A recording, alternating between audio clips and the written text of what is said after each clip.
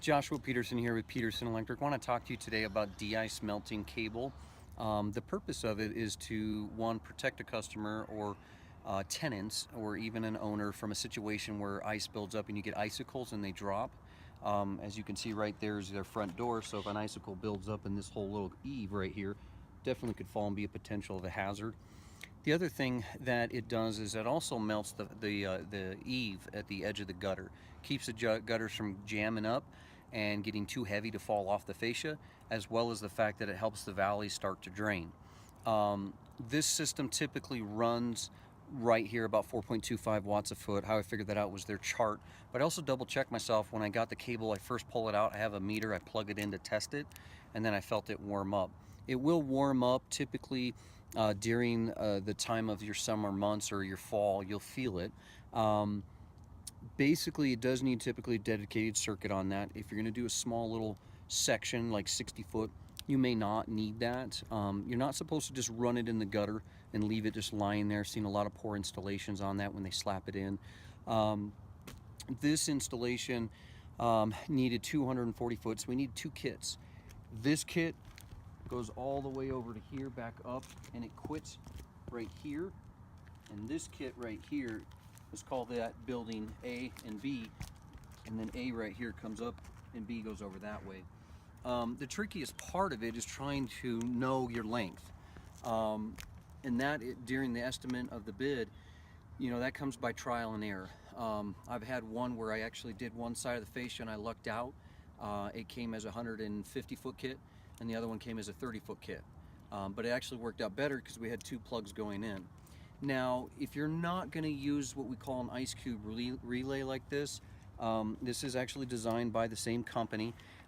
This actually is a thermostat, so this goes in the gutter, and this can sense temperature and moisture, and then this just plugs in. If you have two lines coming in, you only have a single plex. So to get yourself a splitter on there and snow get up there when it blows, it's going to trip the GFCI.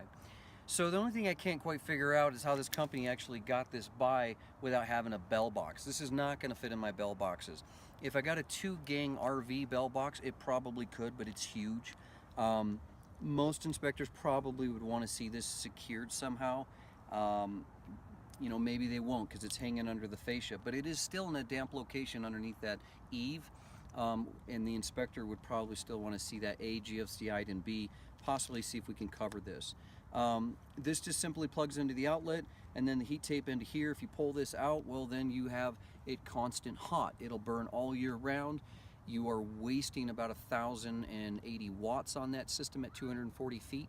So if you do your total amount of feet, you times that by the watts per foot, you'll come up with your total wattage, and you divide that out and you can figure out your amperage. It does come in 240 versus 120, so you can figure out which way you want to go with that.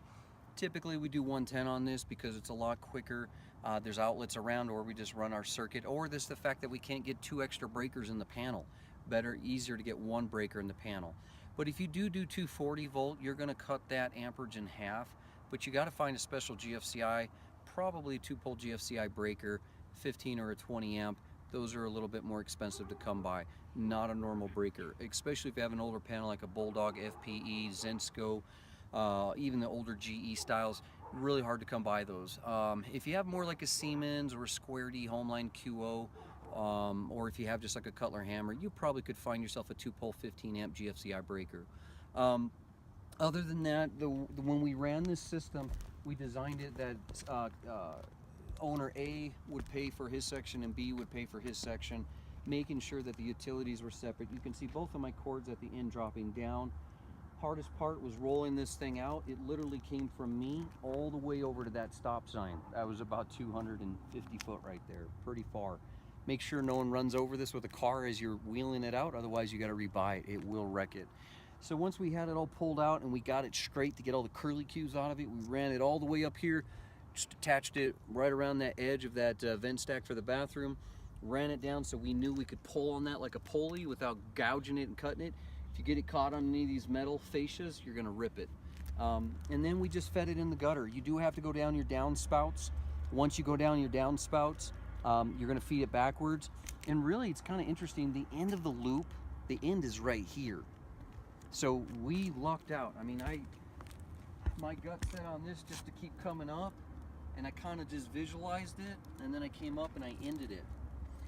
Truly, the end piece is down there with the gutter and the plug at the same point, but you have the center point has to end up here. On this one, same thing.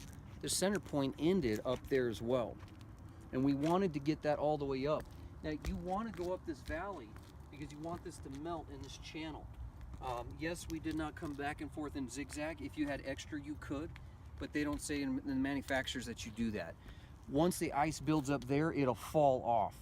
Now our sun comes north here, or excuse me, the sun going east from west. The north is on this side and of that equator, but once it passes, it barely had about 3 hours of sun on this a day. So as you can see, if snow builds up and the temperature stays cold, it's not going to melt. Again, we're trying to protect the gutter, we're trying to protect the roofing material, and trying to protect the customer from icicles. So it's really, really good equipment. This is not the heavy duty stuff like the self-regulating heat tape that you can get, and that's going to be through a different company called Raycam, and that's going to be stuff that's more commercialized for under parking garages. This is your self-regulator right here, and the heat tape itself is not self-regulated. Raycam, you can actually cross over itself and it not have an issue at all, especially when you're doing pipes underneath a parking garage. This stuff you cannot cross over whatsoever. It will burn itself out. So as you lay it, you have to make sure it's spaced. And as I spaced it, I still used my clips to keep it anchored coming up here, okay? And on this side, we did it really well, anchoring it up this side as well, and this third peak over here. So when you hang this, you want to make sure that you hang this in the gutter appropriately, coming this way,